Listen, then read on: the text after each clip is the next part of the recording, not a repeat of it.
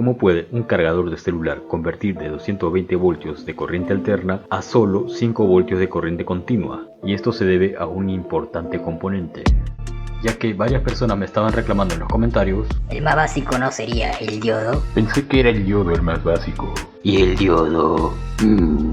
Sin embargo, está bien porque eso significa que hay personas interesadas en el tema. Y por eso esta vez voy a hablar del diodo.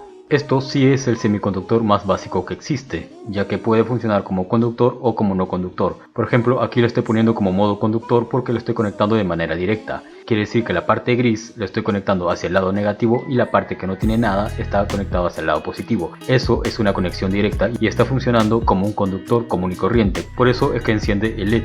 Y si lo conecto de manera indirecta, entonces simplemente funciona como no conductor. Quiere decir que no está dejando pasar la corriente y por eso el LED no está prendiendo. Quiere decir que cuando tenemos corriente alterna podemos convertirla a corriente continua gracias a este diodo. Pero existe otro tipo de diodo, es el diodo Zener, y este se caracteriza por tener siempre un color rojizo, y sus indicaciones para la polaridad es una línea negra. Quiere decir que la línea negra va para el lado negativo y el otro lado va por el lado positivo. Y funciona casi igual que el diodo rectificador, o sea que si lo pones de manera directa deja pasar la corriente, y si lo pones de manera indirecta a veces deja pasar la corriente y a veces no. Esa es su particularidad de esto. Por ejemplo, ahorita está de manera directa y sí está pasando la corriente, pero cuando lo invierto, ahora sí está... Ah, no, tampoco. Tamare. Pero ¿qué pasa si yo aumento el voltaje de la fuente principal? Como ven, solamente deja pasar la corriente si es que sobrepasa su límite de voltaje.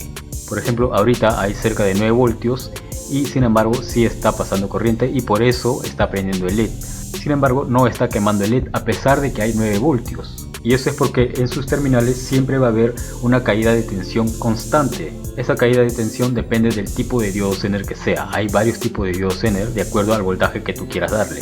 En este caso es solamente 5 voltios. Siempre va a haber continuamente 5 voltios en sus terminales a pesar de que la fuente principal tenga 10 o 12 voltios. Como ven, aquí hay 5 voltios y sin embargo en la resistencia con el LED hay la diferencia que es alrededor de 3.5 voltios. Es decir, la diferencia del voltaje total del circuito. Pero pueden ver que a pesar de que yo varíe el voltaje principal de la fuente, en los terminales del diodo Zener siempre se va a mantener 5 voltios, a pesar de que yo estoy variando el voltaje. Eso nos puede servir para proteger ciertos circuitos que nosotros querramos. Por ejemplo, si yo tengo un circuito digital donde siempre va a funcionar con 5 voltios, porque si yo le pongo 6 o 7 puede quemarme el circuito integrado. Entonces, para protegerlo voy a conectarlo siempre al borde del diodo Zener. Eso quiere decir que por más que el voltaje principal varíe, yo siempre voy a tener 5 voltios en mi circuito digital. De esa forma es que podemos aplicar el diodo Zener. Pero existe también otro tipo de diodo y es el diodo LED, porque esto también es un diodo. Al igual que todos los diodos tiene polaridad positiva y negativa. Cuando se conecta de manera directa deja pasar la corriente y por eso está encendiendo el otro LED. Y cuando se conecta de manera indirecta pues simplemente no deja pasar corriente y por eso no enciende ningún LED. Así que cuando te digan que es un foquito, tú le dices: no, pequeño saltamonte, esto es un diodo LED, no es un foquito.